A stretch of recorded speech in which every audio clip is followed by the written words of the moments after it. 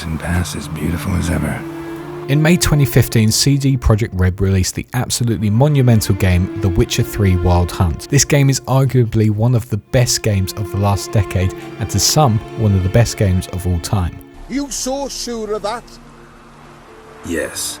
The Witcher 3 is one of the top-selling games on Steam. As of 2019, it sold over 40 million copies worldwide. It's won an absolute ton of Game of the Year awards and has been praised left, right and centre since it first came out. It's also helped raise awareness to the books, which have also seen a massive boost in popularity because of the game, and has actually got itself on New York Times' best-selling books of 2019. And on the other side, because of the recent Netflix series, The Witcher 3 has seen a massive boost in player activity on Steam, with over 100,000 people playing during New Year's, which is remarkable considering the game is now 4 years old and it's a single player game. I personally think The Witcher 3 is one of the best games of all time, and I love every bit of it. And in light of the recent Netflix series, which in my opinion was brilliant with only a few flaws, I thought it would be great to go back and play this game from the beginning and make a video stating all the reasons why I believe this game to be one of the best games of all time. Fascinating story. Any chance you're nearing the end? So welcome to WiseFish Gaming, my name is Matt, and this is why I love The Witcher 3 Wild Hunt.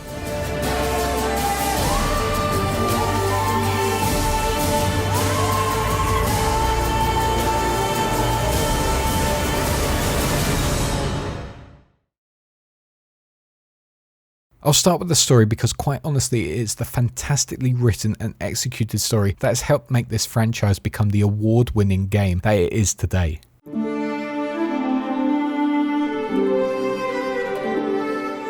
The Witcher 3 Wild Hunt is such a well pieced together story that has so many elements to it. It's the perfect RPG storyline that works so well with the whole design of the game. But the magic of the story is that it's not just one linear storyline that follows one specific event. This story is made up of so many multi-layered stories that come together to make for a really engaging and immersive universe. Throughout the whole of the story we get so many different themes and topics, be that the in-depth Game of Thrones type politics between the Temerians and the Nilfgaardians, be that the relationships between the humans, elves, dwarves and the other humanoid characters, be that the world's take on mages and how the mages are represented within the cities and just everywhere they go. And then there's also the other characters' relationships, like the Bloody Baron, a brutal warlord who hides his family problems and takes it out on his citizens around him. What the fuck are you suggesting? All these little stories just interweave and make this such a rich world where everywhere you go, you learn something new about how the Northern Realms work. You see for yourself how war-torn this continent is. You see how hostile areas are to certain individuals, and it just feels so real, as if you're living in this Middle Ages type world filled by politics, bloodshed, prejudice and opulence. But those are just some of the stories that flesh out this huge open world to allow it to feel real and engaging for the player. The true beauty comes from Geralt's personal story regarding his search for Ciri, the very main quest. Adriano did this, and you, White Wolf. No. This story just feels so intimate, and it really helps you relate to Geralt that much more. You really get to see his relationship to Ciri. You see how much he cares for her, how much she is seen as a daughter to him, and how much he wants to look after her in this terrifying world as she is hunted down by the Wild Hunt. It's a story that makes our main protagonist feel more than just a two-dimensional character whose sole purpose is to slay monsters for contracts. With this story, audiences get to see a new side to our hero, a side that is supposedly a myth. It proves that despite the miserable, emotionless, monotone nature of witches, they are capable of feeling emotions, and you certainly see that in Geralt's behaviour throughout this journey. He also always appears to be the guy who is the moral go-to, always seems to hold a view which seems to actually be the best moral choice, and to some extent throughout all of the stories, he seems to be the only real person that holds the world together, which is pretty ironic at times. Getting to know more about Ciri during her personal story is pretty great as well, as we really haven't seen much of her before apart from her journeys within the books. Learning more about her abilities as well as seeing her develop more as a character is just another layer onto the Witcher universe. Now having two main characters as part of the story made not only the gameplay feel really enjoyable, but it just gave players another way of viewing the world of the Witcher as she battles her way through the Nilfgaardian armies and tries to escape the clutches of the Wild Hunt. But the stories are really helped by the incredible cast of characters who join Geralt on this journey, as well as Geralt and Ciri themselves. Geralt's lines within this game are as good as ever, with some of the best sarcastic jokes he's ever had. But beware of wild strawberries. Raspberries too. Yeah, treacherous as beasts go. I always keep an eye out for them. Watch out! Behind you! There's nothing behind me. I'm a witcher, I'd have heard it. Just like I can hear your heart, which is pounding. They won't back down now. I can see that.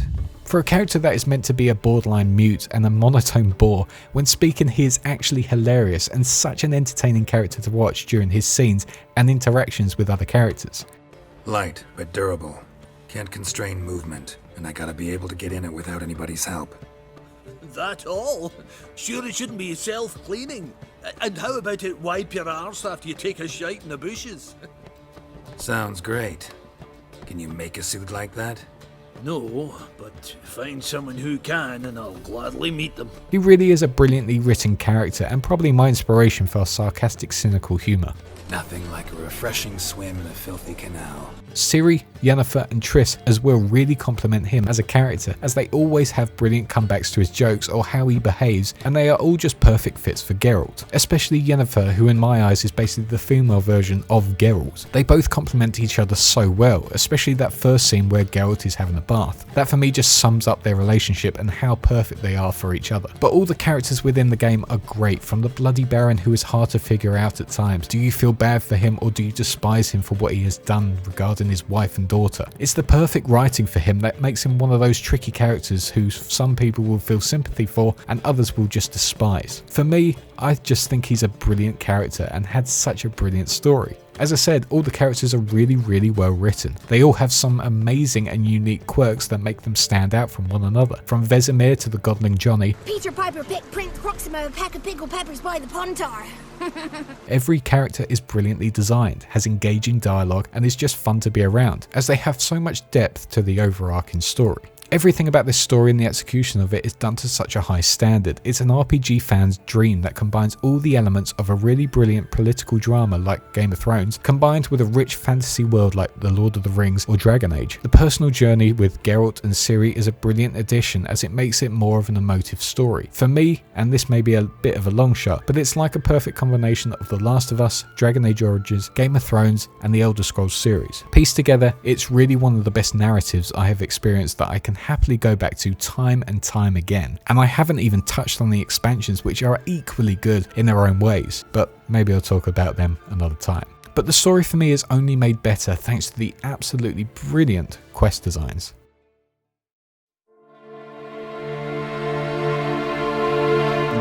The Witcher 3 did a vast many things in its quest design that makes it stand out so much compared to other AAA RPG open world games out now. The first thing it does that makes it stand out is its just general design of its quests. During all the story missions there is always an urgency to go and meet the next person or go to the next location on the map, be that Skellige or Kaer Morhen. In the early stages of the game, for example, Yennefer is talked about a lot. From the beginning cutscene you see how important she is as a character. You see her true power and her abilities. You then see how important she is to Geralt in the dream Geralt has at Kaer Morhen, and then when he wakes you see how fondly he speaks of her with Vesemir. Because of this writing and the way the game sets her up as a character, it makes your quest of searching for her that much more important, and you want to keep pushing on so you finally find her in White Orchard. The same applies later on when you are on your way to Skellige. You feel like you are getting closer and closer to Ciri, and it makes you want to keep pushing on to finally find her and save her from the Wild Hunt. It's really another example of brilliant writing that makes these main quests feel engaging to play through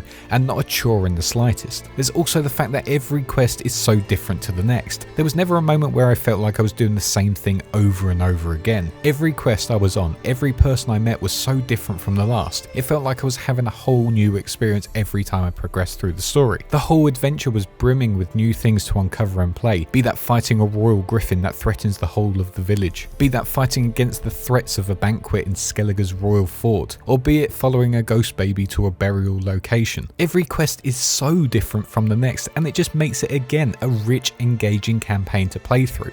The second brilliant thing that The Witcher 3 does in its quests is its morality system. Witcher 3 is very smart in the fact that it gets rid of the traditional karma system that a lot of RPGs have, where the choices are between good and evil, black and white. You have some games that claim to be morally grey, like Battle for Azeroth did, but we all know that kind of failed. But The Witcher 3 really made every choice Geralt could make completely up in the air. There were no clear good or bad choices, meaning that you never felt like you were taking Geralt down one linear path. It was all down to interpretation. Interactions with characters throughout the game are all different and can take many paths. You can upset characters, you can affect certain storylines because of choices, but there are no right or wrong decisions. You won't get rewards for playing the game in a good way or a bad way. The game just lets you do things in whatever way you see fit, as if you are the moral compass of this vast world like I mentioned earlier. It makes it so much more of an interesting RPG, letting the players really do things the way they want to, but not limiting them to just a few options, with most of them just being good or bad.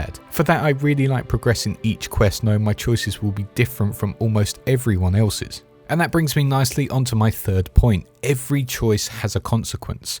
Although, as I say, not every quest is seen as good or bad, there will be moments within the game where your choice will impact the way a character looks at you, or affect how the communities view you. These consequences can bring about death as well. It really makes you think about how you want a quest to pan out. They're never just standard linear adventures. You really get a sense that you are in command on how the end result works. This is your storyline and no one else's, and whatever decision you make will impact how the world views you.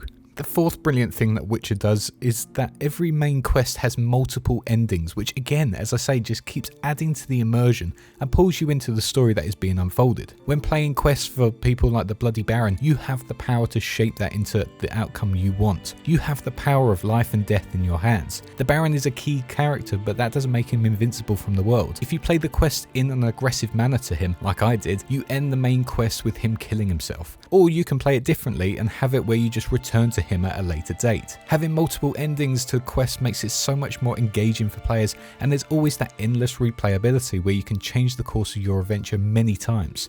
And with a game like The Witcher 3, you will be revisiting it many times, and I can guarantee you will get different results on each playthrough, which for me and anyone who loves RPGs is brilliant and adds again to that immersion. But it isn't just the main quests that are rich in their storytelling and are just amazing to play through. The side quests are absolutely incredible. These aren't just your average go here and kill this thing like you got in Skyrim and Far Cry, for example. These side quests all have well-written, interesting stories with some really fantastic characters. They also help expand some of your friends' quests and help you get to know them better. And again, these all have multiple endings that have some tragic consequences if you choose certain paths. For example, the Tower of Rats, you can end up killing your mage friend or you can keep her alive. This isn't a good or bad decision at all. It's all about what you believe to be the best call for the moment. And it's quests like these that make exploring the world that much more immersive again. Never before in an RPG have I been excited to take on tons of side quests, but because of how well written they are, how many interesting and funny characters you bump into, and how these stories shape the world you inhabit, you feel like every quest is worth playing, and honestly some of them are absolutely fantastic and aren't short in length at all. On top of that, you also have the fantastic Witcher contracts, which just feel like a whole different genre of game, merging interesting, thrilling boss battles with the sort of detective style of gameplay. It makes you, the player, really feel like a Witcher as you suss out the locations, do your research on the monsters you are going to face, which actually makes the lore really immersive for the players, and it just makes them feel like a badass against some of the absolutely incredibly designed, terrifying monsters that scour the earth. As well as that, you also have the treasure map quests where you can search for high level gear and Witcher gear, which if you ask me is the perfect way of implementing these armors. If you think about it, as much as it's weird that Geralt can't go to Kaer Morhen and get some Witcher gear, going out and hunting for it makes you really want to get that gear. It makes you feel like you are working for it, and when you do finally get it, it makes you want to show it off. On top of that though, every test for the Witcher schools is different from the last. For the School of the Cat gear, for example, you have to fight against an extremely fast individual before you can acquire the gear. Whereas the School of the Bear, you usually find yourself against some extremely tanky enemies like this ancient Leshen, which is a pain to kill, but when you do, you get that awesome looking School of the Bear armor. For the best armor in the game, these side activities make so much sense and again make you feel like a Witcher. And once you get them, they make you feel proud to show off how much of a Witcher you are. Be that that with the School of the Cat, the School of the Bear armor, or whatever role you want to take. But overall, the amount of quests you can do in The Witcher 3 and the variety of them is just something to behold. I've never played a game that states to be 60 hours or more long and felt like I could just keep going for days, weeks, months and even years. Everything is just worth doing and they never feel like chores. It's just the perfect example of how quest design needs to be implemented into every open world RPG game going forward. And sadly, because it's done so well,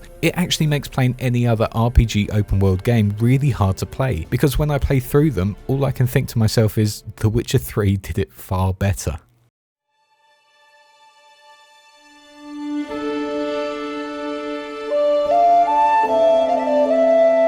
For me, there still isn't an RPG game that has beaten The Witcher 3 for best world design, and there are many reasons for that. When they first announced The Witcher 3 back in 2013, the first thing they said was, if you see it, you can most likely travel to it, and they weren't wrong. Pretty much all of the game is accessible, and if you see it in the distance, most likely you can go to it, and you won't be hit by loading screens or invisible walls or anything like that. The actual scale of the world is absolutely incredible, and it is gorgeous to look at when you first get there. Because it is so large, it's almost an instant invite to go and see everything possible, discover hidden areas and visit every location. This is also helped thanks to some absolutely brilliant points of interest, like high towers with the golden glow of a fire, an abandoned rundown castle top that's the top of a hill, and a huge tree lurking in the distance. These points of interest just make you want to explore, and they give you an idea of where you are, and they're always a point of interest to go back to if you get lost.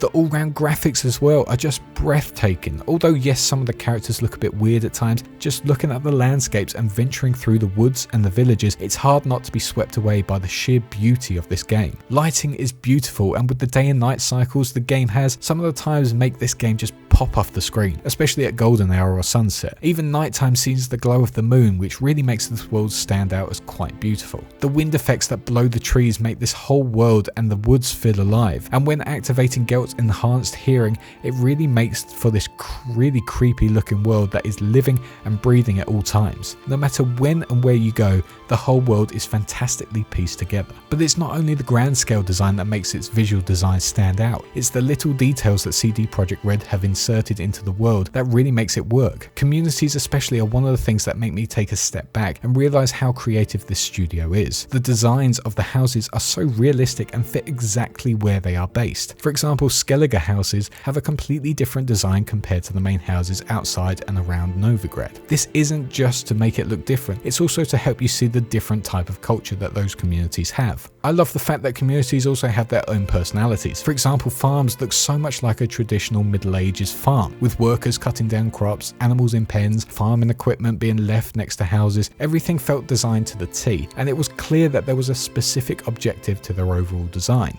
In the making of The Witcher, they even state every little village has a reason to be there, and you can see that with every village you come across. If they are built on a mountain with treacherous conditions, there's a reason for why they are there, and that's because there's a mountain there, for example, which has gold or precious stones that they can mine for. This level of detail is just so unbelievable, and goddamn kudos to all the designers, because I would have never even thought of these things. But just looking at them, it makes this game so much more than just a story about a witcher named Geralt. The world is its own story, and it's executed perfectly through these very small but incredible design choices.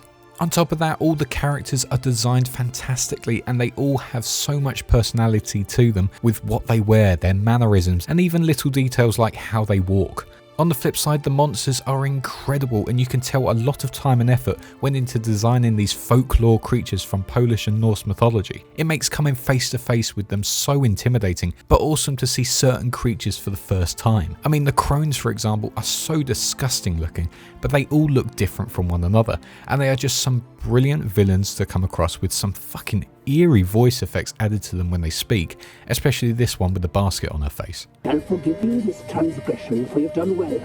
Your children are plump as piglets, sweet as caramel. Then finally, of course, you have the soundtrack, which is just the icing on the cake, and it just makes it this incredible all-round package. I mean, listen to this track titled The Wolf and the Swallow, and tell me this isn't some fantastic music that adds to the emotive story of Geralt and Ciri. For me, it's the perfect fitting track that just sums up this whole game.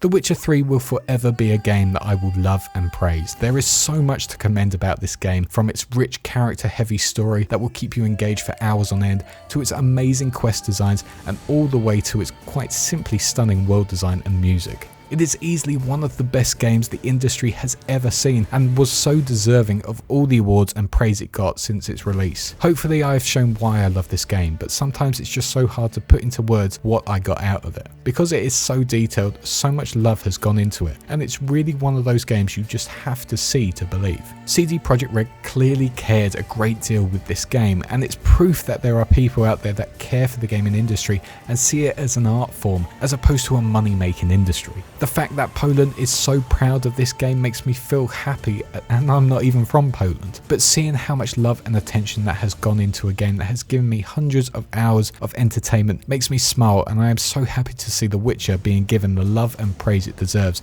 all thanks to the new Netflix series. But there you go, that's why I love The Witcher 3 Wild Hunt. Let me know what you think of this game in the comments below. Do you love this game as much as me, and what about it do you love? Did I miss anything out of this review, or did I cover most of what makes it great? Let me know in the comments below. If you enjoyed this video, give it a like. Also, if you are new here, why not hit that subscribe button for more content like this? I'm really going to be trying to make regular content, so every subscribe will really boost that motivation. But anyways, thank you so much for watching. I appreciate your time and the fact that you spent this time out of your day watching this video. That's it for now though. Thank you again, and I'll see you guys in the next one. Cheers guys.